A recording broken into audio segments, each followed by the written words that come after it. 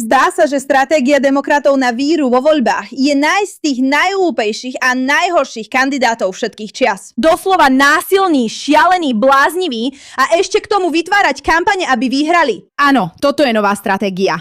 A dnes budeme hovoriť o tomto mužovi, Carollovi Bassinovi, ktorý je skutočným kandidátom demokratov. A keď poviem skutočný kandidát demokratov, pravdepodobne budete prekvapení, keď si pozriete tieto zábery. Odlož si tašku. Odlož si tašku. Toto je on, ak to nie je killer. Povedal som mu, ak chce. Poď sem. Pravidlo číslo 1. Ak chcete byť kandidátom v politike, nenechajte sa nachytať na kamere pri násilí.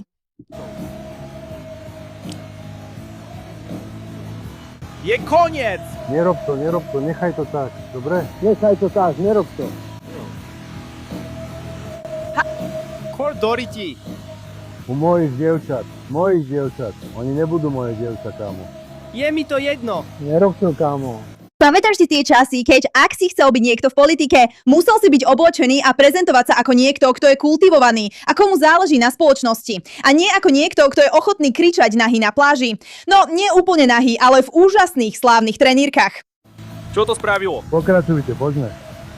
Do čoho sa púšťate? Pozrite sa, chalani. Pokračujte, chodte. Ja som ho Doriti neposlal do hrobu. Nemusím to robiť. Poďme. Bracho, Pokračuj. pustite ho dnu. Dobre, fajn. Dobre. Je koniec. Je koniec. Je koniec. Je koniec. Je to dieťa. Naozaj je? Chystá sa začať bitku, ľudia. Chystá sa začať bitku pred kamerou. A chce byť kandidátom demokratickej strany. Chlapec. Pestovateľ stoličiek. Haha. Presne tam, braček. Práve ho vyradili. Teda neviem, či existuje väčší prejav slavosti. Ako keď je niekto natoľko hlúpy, že nedokáže ovládať svoje emócie. Postaví sa proti chlapovi, ktorý je 10-krát väčší. Udrie ho stoličkou a potom ho ten chlap jednoducho zloží na zem. Myslím, že toto je momentálne tvár demokratickej strany. Reversa. Áno. Za čo si Doriti hlasoval, Svetuškár? Áno, Prešteradela. Neviem, čo mám robiť, ale idem to urobiť.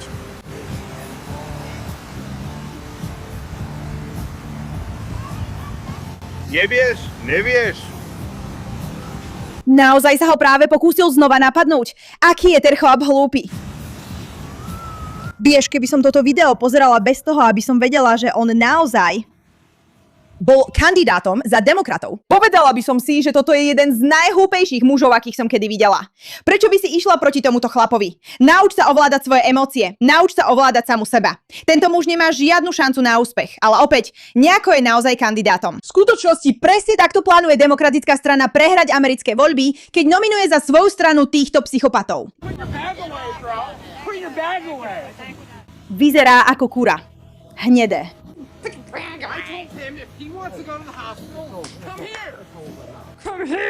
Poď sem. Fine, that's everybody. This is him. Don, go ahead. Go. I didn't fucking put him in the ground.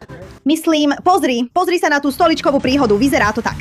Vzal stoličku, aby zaútočil na toho chlapa, ktorý je 2-krát väčší, alebo chlapec. Pozrite sa, kto je tento chlap. Ak sa pýtate, toto je kandidát do kongresu. Volá sa Carol Basson. Dostal sa do konfliktu so 61-ročným mužom, ktorý ho požiadal, aby stíšil hudbu. Basson údajne pohrozil, že zastrelí manželku toho muža a niekoľko okoloidúcich.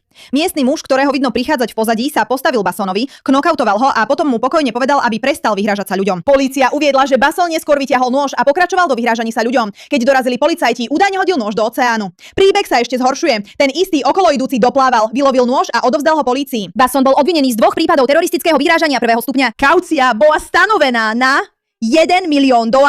Polícia udádza, že bol zatknutý aj v ďalších prípadoch napadnutia a poškodenia majetku. Od mája a niekoľko ľudí proti nemu získalo dočasné súdne zákazy priblíženia. Znie to ako ďalší úspešný deň, keď sa stretáva s voličmi počas kampane. Chvíľu si toto prečítajte, prosím. Je to naozaj ťažké pochopiť. Demokrati chcú tieto voľby prehrať. Vyberajú si kandidátov ako Carol Basson, muž, ktorý bol viackrát zatknutý za rôzne prečiny, ktorý je teraz na kaucii za 2 obvinenia z teroristických výhrážok, po tom, čo sa pokúsil zaútočiť na väčšieho muža za to, že ho požiadal, aby stíšil hudbu. Bol knockoutovaný, vzal nôž, hodil nôž do oceánu. Ľudia nôž z oceánu vyzdvihnú, vrátia ho späť a napriek tomu je stále demokratickým kandidátom do kongresu. Odvaha odísť. Služba so súcitom. Som Kirill Basson. Kandidujem do kongresu, pretože už nemôžem stáť bokom. Rovnako ako mnohí z vás, sledovala som, ako sa naša krajina rozdeľuje a stáva sa neistou. Keď ma môj snúbenec vyzval, aby som vystúpila, vedela som, že musím konať. Toto je presne ten človek, ktorého chcete vo svojej strane. Muž, ktorý nedokáže ovládať svoje emócie natoľko, aby nezaútočil na muža dvakrát väčšieho a o 20 rokov staršieho ako on.